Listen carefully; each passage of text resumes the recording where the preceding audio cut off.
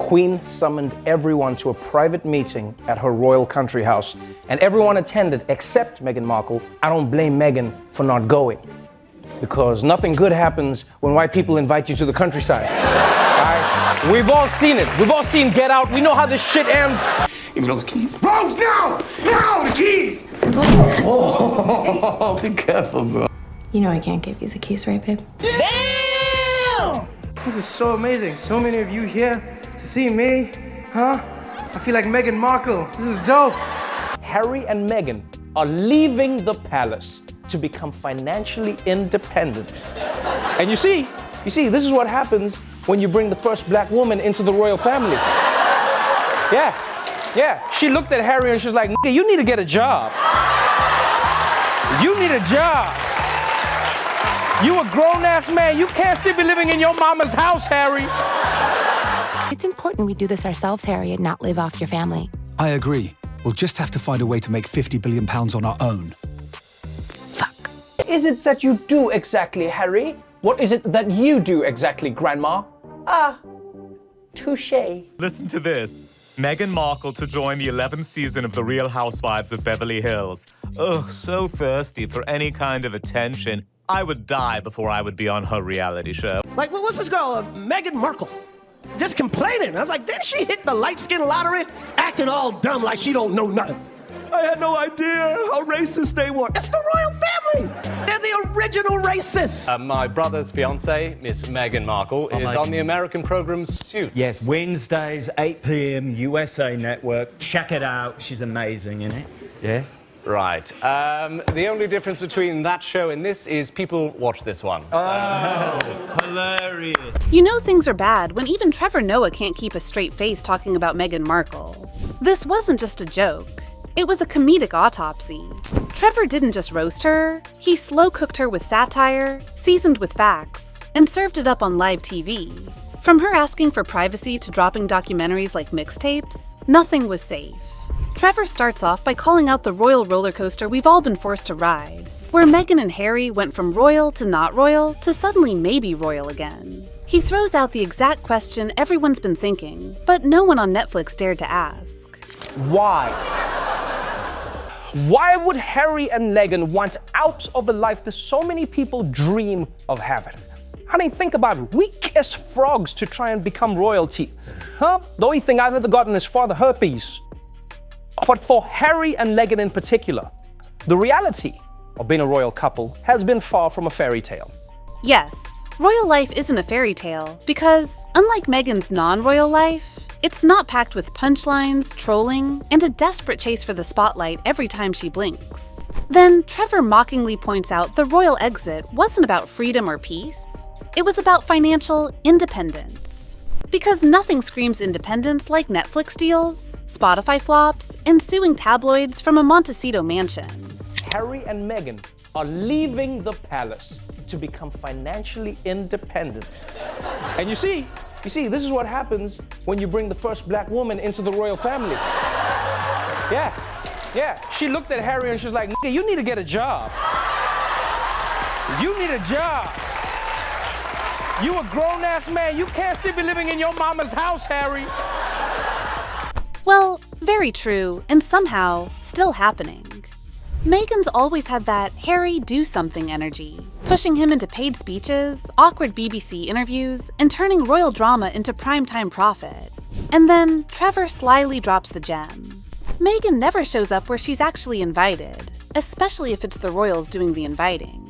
The Queen summoned everyone to a private meeting at her royal country house, and everyone attended except Meghan Markle, who conference called in. And I'll be honest, I won't blame Meghan for not going, because nothing good happens when white people invite you to the countryside. We all know. We've all seen it. We've all seen Get Out. We know how this shit ends.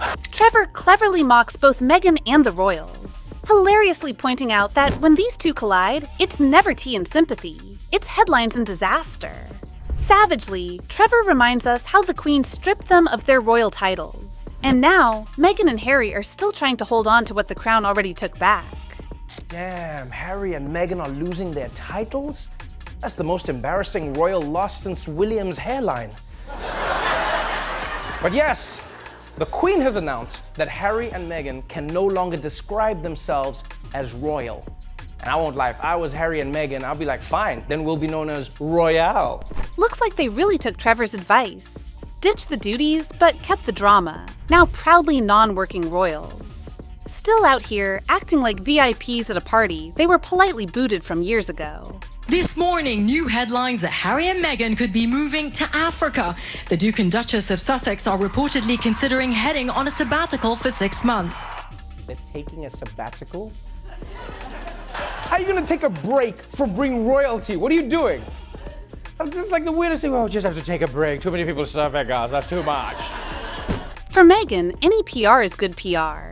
Even if it's just another headline roasting her outfit, her podcast, or her personality, like Trevor did.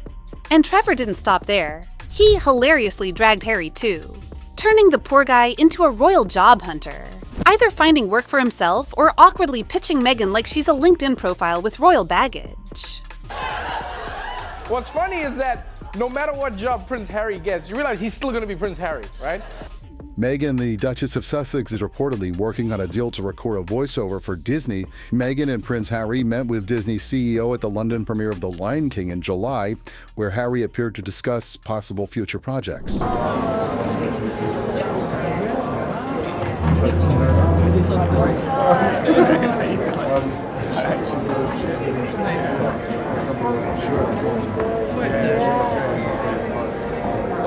At a movie premiere last year, he asked the CEO of Disney to hook his wife up with voiceovers, and Harry can just join the cast of Real Housewives of Beverly Hills. Yeah. This is like fighting on CD. I know what you said about me, kiddy. Say it through my face. What's hilarious is, Harry's still backing Meghan like a full-time assistant. And just how Trevor said they left the royal family for financial independence, while the royal name they ditched is still the only thing paying their bills. And just when you thought it couldn't get funnier, Conan joined the roast train, adding his signature dry wit to the Meghan and Harry saga with a jab that landed right where it hurts. Thank you. Oliver, you have generously offered to keep the wax figures of Harry and Meghan safe while the royal family drama gets worked out. Yeah, that's correct. And if I may, I would just like to say that I'm definitely not using the wax figures for sex stuff. Just to clear that up. And trust me, this was just the beginning of it. Oliver, where are the figures, wax figures now? They are in a loving home, Conan, and I treat them better than the museum ever did. They didn't appreciate Meghan's soft hands or Harry's supple lip. After Conan's cringy take, Saturday Night Live jumped in with their own savage sketch mocking Meghan and the royals. I'm so sorry to hear that your hair could not make it. Oh, so sorry. Brilliant. What a brilliant boy. Dance, mate. No, come on. No. Okay, Wheels, come on. Well, it's my reception. Could bust a few. Yeah, there you go. Yeah, there you okay. go. Yeah, come on. You like that, brother? Yeah, twerk it, Wheels. Just sham on. Twerk it, Wheels. There you go. No, yeah. Saturday Night Live took the royal roast to new heights, mocking Harry, shading William's hair, and breaking into royal dance lights. Because when you're not invited to the coronation, you might as well get crowned king of comedy sketches. And before the laughter dies, enter Simon Brodkin, mocking Meghan's Netflix series like it's a parody of itself. No royal filters, no sugarcoating, just pure British satire. I watched the Harry and Meghan Netflix documentary. Now, I'll be honest with you, before I watched it, I was not a fan of theirs. But now I've actually heard their side of the story, I fucking hate them. If you haven't seen the documentary, lucky you. Ginger Royal meets fit American actress. She then discovers that everything is so unfair. He then discovers that racism is actually a bad thing. And then they moan about everything. Well, many might have thought it, but he said it out loud. And honestly, after watching that series, hating Meghan just felt easier. And that's not it. Chris Rock absolutely torched Meghan on stage, tearing apart her racism claims with jokes so sharp you'll want to pause and rewind. Like, what's this girl, Meghan Markle? Just complaining. I was like, didn't she hit the light skin lottery? Acting all dumb like she don't know nothing. I had no idea how racist they were. It's the royal family. They're the original racists. Not just sketches. Even cartoons jumped in. Because Meghan's drama practically wrote itself. And animation? Well, it just made the roast louder and funnier. Listen to this. Meghan Markle to join the 11th season of The Real Housewives of Beverly Hills. Ugh, so thirsty for any kind of attention. I would die before I would be on her reality show. And Meghan's never-ending need for attention? Yeah, it's practically a comedy goldmine at this point. And next up, Zhao Summers just unwrapped it with surgical precision. You know, people on TikTok are like, oh my god, bitch, you are racist, you are jealous, fuck you, you are a racist bitch. I'm like, I'm sorry, I'm not racist because me and Meghan Markle, we are the same people, attention-seeking whores.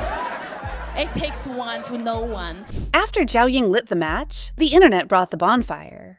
People are now becoming Meghan. Full-on impressions, drama queen energy, and that signature why me face. It's comedy gold. Meghan might not approve, but the views sure do. My name is Megan Sussex now.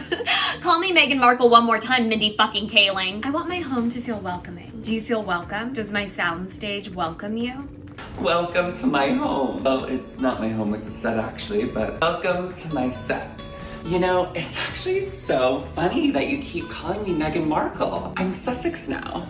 Well, thanks to Meghan, Harry's been dragged into the comedy ring too.